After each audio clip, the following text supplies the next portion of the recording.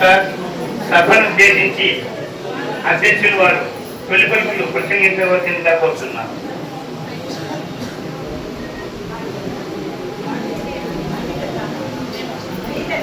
జయవాసవి వేదికను అలంకరించిన ముఖ్య అతిథి సూరా రత్నలక్ష్మి గారు, డిప్యూటీ ఎగ్జిక్యూటివ్ ఇంజనీర్ గారికి,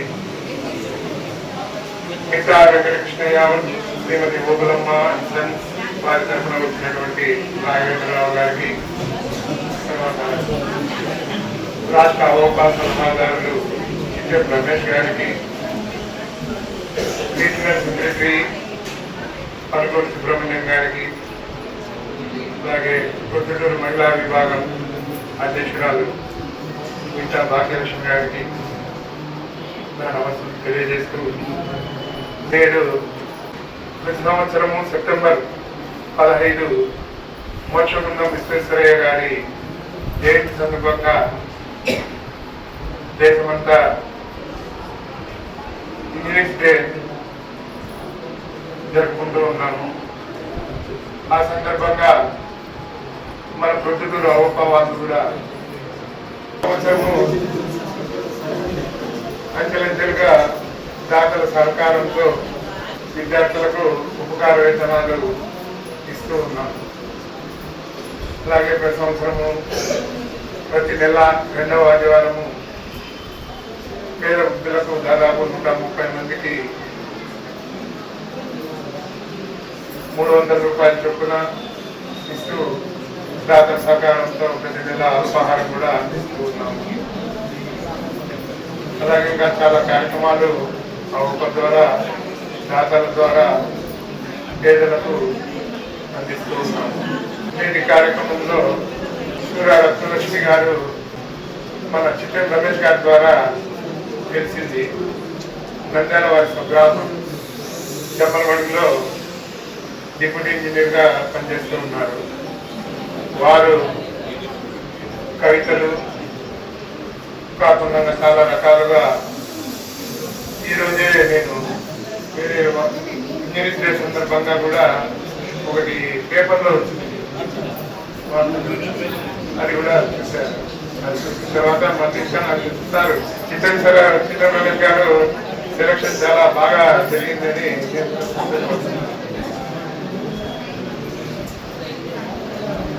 తర్వాత కార్యక్రమం మొదలు పెట్టాము.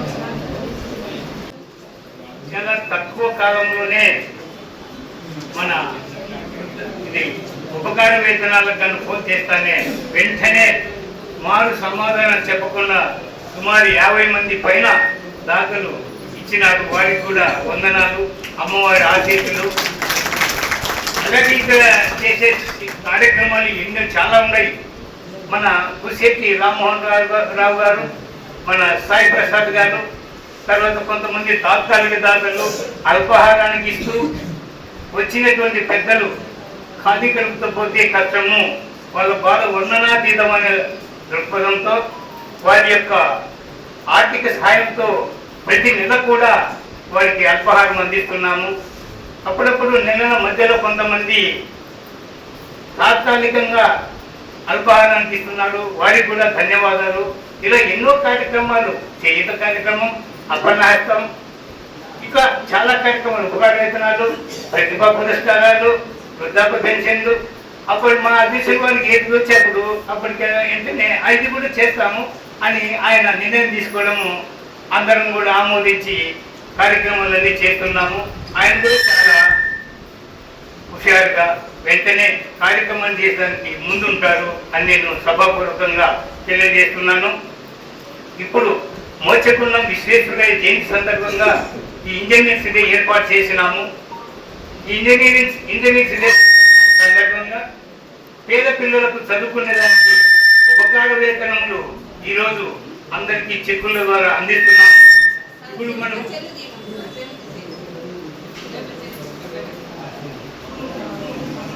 ఇప్పుడు మనం ఆ మోక్షగుండం విశ్వేశ్వరయ్య గారి గురించి తెలుసుకోవాలా.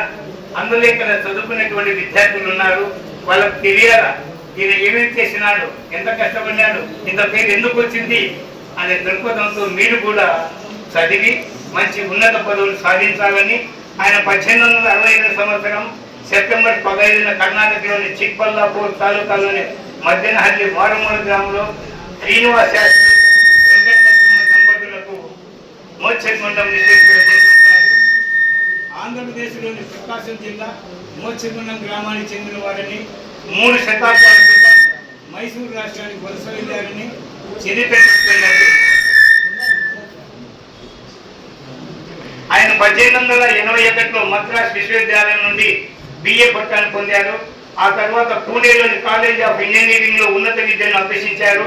భారతదేశంలో ఆయన జన్మదినమైన సెప్టెంబర్ 15వ తేదీన ఇంజనీర్స్ డేగా జరుపుకుంటూ ఆనవాయితీగా వస్తున్నది. ఈయన ఇంజనీర్గా, విద్యావేత్తగా, రాజకీయవేత్తగా విశిష్ట సేవలు అందించినారు.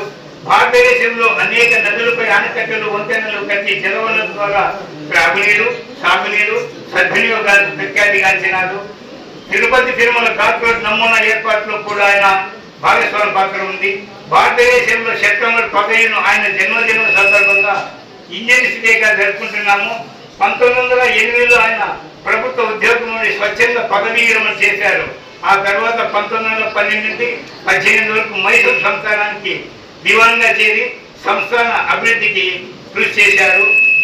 మైసూరులోని కృష్ణరాజ సాగర్ డ్యాం నిర్మాణంలో కీలక పాత్ర పోషించారు. మైసూరుకు సమీపమున్న ప్రముఖ ఆనకట్ట కృష్ణసాగర్ ఆయన చీఫ్ ఇంజనీర్గా సేవలందించారు. ప్లాన్డ్ ఎకానమీ ఫర్ ఇండియా అనే పుస్తకం రాసి భారతదేశంలో ఆర్థిక ప్రణాళికకు మార్గం మనవాడు మిట్ట Rajendra మాట్లాడాల్సిందే. First of all, happy English Day to all future students, and my respect to all who retired at this stage, and my respect to all who is here today to be part of this. నేను ఒక చిన్న story చెప్పి ఒక tooth paste company ఉంది. వాళ్ళకు ఒక విచిత్రమైన problem వచ్చింది. అంటే కొంత కస్టమర్కి ఆ చుట్టి బాక్స్ వెళ్తున్నాయి.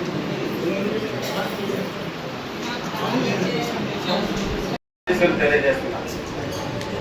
విశ్వేశ్వరయ్య గురించి మా సెక్రటరీ వెంకట సుబ్బయ్య గారు కొన్ని విషయాలు తెలియజేశారు.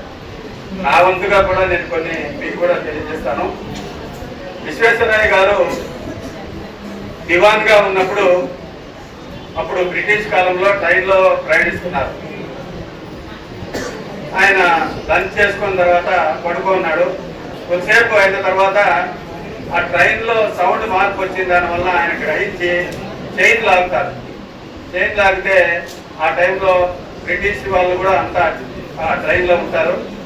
వాళ్ళందరూ ఏంటి హాస్యంగా చూస్తాడు. ఆయన బక్కపల్చగా ఒక బ్రాహ్మణ్ కాబట్టి ఏదో ఈయన ఇట్లున్నాడే ఇండియాను, నేనేదో పెద్ద గొప్పవాడు అనుకొని చైన్ లాగుతున్నాడే అని అతన్ని అరుస్తారు. అంతలోపల గార్డ్ వచ్చి ఎందుకు ట్రైన్ ఆగిపోయిందని అడిగితే ఇట్లా 400 మీటర్ల దూరంలో ఈ పట్టాలకు ఒకటి కూడా జాయిన్ చేయడానికి డిస్ప్లేట్లు ఉంటాయి. ఆ డిస్ప్లేట్ లూజ్ అయిపోయింది, మీరు ముందుకు వెళ్ళారంటే ట్రైన్ పడిపోతుంది, చాలా మంది యాక్సిడెంట్లో చనిపోతారని చెప్పారు. అప్పుడు లాంతర్ను తీసుకొని ముందుకెళ్ళి చూసేసరికి 400 మీటర్ల దూరంలోనే డిస్ప్లేట్ కరెక్ట్గా డిస్మెంటల్ అయిపోయింది. అది వచ్చి చూసి అయినా మీరు ఎవరైనా అడిగితే నేను ఒక ఇంజనీర్ని ఆ సౌండ్ని బట్టి కనుక్కున్నాను అని చెప్తారు. ఇది ఒక ఎగ్జాంపుల్. అదే రకంగా ఆయన అసిస్టెంట్ ఇంజనీర్గా పూనాలో పనిచేసేటప్పుడు ఒక గ్రామానికి సర్వే కోసం వెళ్తాడు. వెళ్తే ఆ సర్వే చేసిన తర్వాత ఆ సర్పంచ్ ఇంట్లో నైట్ ఉంటాడు. ఉంటే ఒక క్యాండిల్ వెలిగించి ఆయన వర్క్ చేసుకున్న తర్వాత క్యాండిల్ ఊపేస్తాడు. ఊపి ఇంకో క్యాండిల్ తీస్తాడు. అది వెలిగించుకొని దాంతో ఏదో పుస్తకం అంతా చదువుకుంటాడు. చదువుకున్న తర్వాత ఆ సర్పంచ్ అడుగుతాడు, ఎందుకయ్యా నువ్వు అదే క్యాండిల్తో ఈ పని కూడా చేయొచ్చు కదా అంటే, గవర్నమెంట్ నాకు ఆ క్యాండిల్ ఇచ్చింది ఆ వర్క్ చేసుకోవడానికి. గవర్నమెంట్ పని చేసేటప్పుడు నేను ఆ క్యాండిల్ యూజ్ చేశాను. తర్వాత నా ఉల్లాసం కోసం నేను ఒక పేపర్ చదువుకోవడానికి, ఈ పుస్తకం చదువుకోవడానికి ఆ క్యాండిల్ వెలిగించాను అని చెప్తాడు. అంత ఆయన గురించి చెప్పాలంటే మనము ఈ ఎంత కూడా సరిపోదు. ఒకసారి మూసీ నదికి ఫ్లడ్స్ వస్తాయి. అప్పుడు ఉన్న రాజు పిలిపించి ఇది మీరు ఎట్లా సాల్వ్ చేస్తారని అడుగుతాడు. అప్పుడు నిజాం సాగర్, ఉస్మాన్ సాగర్ డ్యాములను చిన్న ఆనకట్ల మాదిరిగా కట్టి ఆ వాటర్ని డైవర్ట్ చేసి ఆ వాటర్ నుంచి బ్లడ్ డ్యామేజ్ నుంచి హైదరాబాద్ని రక్షించడం జరుగుతుంది. అదేవిధంగా హైదరాబాద్ డ్రైనేజ్ కూడా ఆయనే నిర్మించాడు. డ్రైనేజ్ దానికి కూడా ఇంకొకసారి విశాఖపట్నంలో ఈ సముద్రం కోతకు అంత భూమి కోసుకొని పోతా ఉంటుంది. ఆ టైంలో ఆయన పిలిపించి అది అడిగితే మీరు పెద్ద పెద్ద రాళ్ళు తీసుకెళ్లి స్టీమర్లో దూరం తీసుకెళ్లి పడవల్లో ఒక లైన్ గా డంప్ చేస్తారు. అప్పుడు అలల తాకి నుంచి దాన్ని కూడా కాపాడడం జరుగుతుంది. ఈ రోజు మనము తిరుమలకి వెళ్తున్నాం. ఫస్ట్ ఘాట్ రోడ్ ఉంది. ఇంతకుముందు వచ్చే బస్సులు అన్ని కూడా అదే కాలంలో వచ్చేది. ఆ ఘాట్ రోడ్ నిర్మాణం కూడా మన విశ్వేశ్వరయ్య గారి ద్వారా జరిగింది. ఇవే కాకుండా ఎన్నో engineering colleges, Mysore soap factory, Mysore bank, ఇలా చాలా కార్యక్రమాలు ఆయన ద్వారా చేసి మన బెంగళూరులో కానీ కర్ణాటక స్టేట్ కు ఇండస్ట్రియల్ గా చాలా డెవలప్ చేశారు. ఆయన పేరుతో ఇంజనీరింగ్ కాలేజ్ ఇప్పుడు కూడా ఒక 10-12 కాలేజీలు ఉన్నాయి. ఆయన ఈ సర్వీస్ అంతా గుర్తించి 1955లో ఆయనకి అత్యున్నతమైన అవార్డు భారతరత్న ఇవ్వడం జరిగింది. ఈ అన్ని కారణాల వల్లనే ఆయన మనం ఈ సెప్టెంబర్ 15 రోజున ఇంజనీరింగ్ డేగా జరుపుకుంటూ మన అవోపాలో 2007లో ఈ ఎడ్యుకేషన్ ట్రస్ట్ ఫార్మ్ అయింది. ఆ రోజు నుంచి నిరంతరంగా విద్యార్థులకు ఉపకార వేతనాలు అందిస్తున్నాము. ఈ రోజు కూడా మన దగ్గర చాలా మంది ఉపకార వేతనాలు అందుకున్నటువంటి విద్యార్థులు వాళ్ళ జాబ్స్ వచ్చిన తర్వాత కూడా ఈ రోజు కూడా మీరు చూసారా లేదా, అక్కడ పైన 5 మంది పేర్లు ఉన్నాయి. 10,000 ఇచ్చారు. వాళ్ళంతా కూడా రీఫండ్ ఇచ్చిన వాళ్ళు. జాబ్స్ వచ్చిన తర్వాత మనకు రీఫండ్ చేశారు. నిన్న గుంటూరులో మన పొద్దుటూరు నుంచి కూడా 10 మంది విద్యార్థులకు 1,20,000 రూపాయలు ఆర్థిక సాయం ఇచ్చారు. ఆ కార్యక్రమంలో కూడా వక్తలు ఏం తెలియజేశారంటే ఉపకార వేతనాలు తీసుకోవడమే కాదు, వాళ్ళ బ్యాక్గ్రౌండ్ కూడా మనం అబ్జర్వ్ చేస్తూ వాళ్ళు జీవితంలో స్థిరపడిన తర్వాత మనము రీఫండ్ అమౌంట్ తీసుకుంటే బాగుంటుంది అనే ఉద్దేశంతో ఆ రోజు నిన్న ఆ మీటింగ్ లో ప్రకటించారు. అది మనం ఎన్నడో 2007 నుంచి ఆ కార్యక్రమం మన అవోపాలో జరుపుతున్నాం. ఇక మన సెక్రటరీ గారు ఇప్పుడు కొంతమంది మనం ఏ కార్యక్రమాలు చేస్తున్నారో అన్ని తెలియజేశారు. మన అవోపా స్టేట్ లోనే నంబర్ 1 గా ఉంది. మనం చేసే కార్యక్రమాలు ఏ ఒక్కరు కూడా చేయట్లేదు. క్యాలెండర్ ఈవెంట్సే కాకుండా అదర్ కూడా అన్ని వేరే వేరే కార్యక్రమాలు కూడా మనం చేస్తున్నాం. ఒక teachers day, engineers day, auditors day, ఇట్లా ప్రతి ఒక్క కార్యక్రమానికి కూడా మనము అతిథులను పిలిపించి వాళ్ళకు సన్మానం చేస్తున్నాం. ఇవే కాక ఓల్డేజ్ పెన్షన్ రోజు మన దగ్గర 132 మంది 300 రూపాయలు డబ్బు తీసుకోవడమే కాకుండా మన దగ్గర అల్పాహారం కూడా వాళ్ళకి ఇస్తున్నాం. ఈ కార్యక్రమాలు మనం అందరము చేస్తున్నామంటే దాతల సహకారమే. ఈ బిల్డింగ్ కూడా మనం దాతల సహకారంతోనే కట్టించాం. ఈ బిల్డింగ్ ఉన్న దాని వల్ల మనం ఎవరు పర్మిషన్ లేకుండా మన కార్యక్రమాలు మనం చక్కగా నెరవేర్చుకుంటున్నామంటే స్టేట్ లోనే మన అవోపా బిల్డింగ్ ఫస్ట్ కట్టడం జరిగింది. ఆ తర్వాతనే కర్నూలు ఇక్కడంతా కూడా కట్టాడు. ఈ రోజు ఉపకార వేతనాలు తీసుకున్న విద్యార్థులకు నా విన్నపం ఏమంటే, చాలా మంది విద్యార్థులు ఉపకార వేతనాలు తీసుకున్న తర్వాత జాబ్లో స్థిరపడిన తర్వాత వాళ్ళు కూడా మాకు రీఫండ్ చేస్తే దానికి ఈ సంస్థ మన ఈ ఎడ్యుకేషనల్ ట్రస్ట్ అనేది మీ ద్వారానే కంటిన్యూ అవుతుంటుంది. మేమంతా 70 years క్రాస్ అయినాడు. ఇప్పుడు యంగ్స్టర్స్ దీంట్లో కానీ వెళ్తేనే మనకు ఈ అవోపా మనుగడ ఉంటుందని నా ఉద్దేశం. ఇంకా మీరు చాలా మంది ఈరోజు ప్రతి ఒక్కరు కూడా సాఫ్ట్వేర్ దానికే ఇంక్లైన్ అవుతున్నారు. సాఫ్ట్వేర్ ఆల్రెడీ దగ్గర ఈ ట్రంప్ వచ్చినప్పటి నుంచి చాలా డౌన్ అయిపోయింది. ప్రతి ఒక్క పెద్ద కంపెనీల్లో కూడా చాలా మందిని టాప్ శాలరీస్ ఉండే వాళ్ళందరూ కూడా తీసేస్తున్నారు. కాబట్టి మీరు సివిల్ ఇంజనీరింగ్ కూడా, మెకానికల్ ఇంజనీరింగ్, ఎలక్ట్రికల్ ఇంజనీరింగ్ లో కూడా మీరు సబ్జెక్టు తీసుకుంటే మీకు జాబ్స్ రావడానికి అవకాశం ఉంది. నాకు ఈ అవకాశం ఇచ్చిన ప్రెసిడెంట్ గారికి ధన్యవాదాలు తెలియజేస్తున్నాను.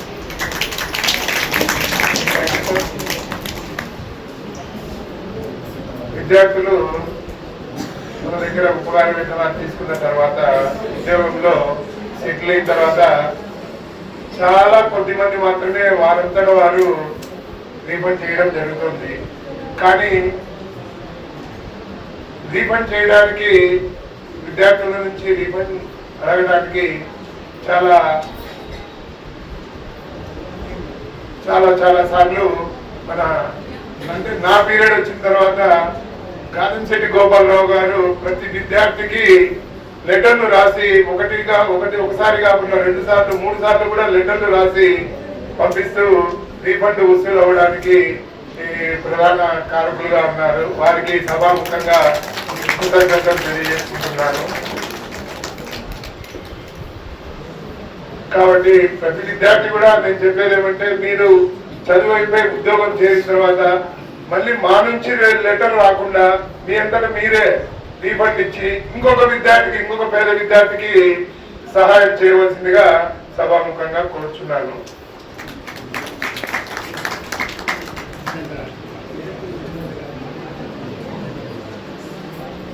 మహిళా విభాగం అధ్యక్షురాలు మిట్టా భాగ్యలక్ష్మి గారిని ప్రసంగించవలసిందిగా కోరుచున్నాను.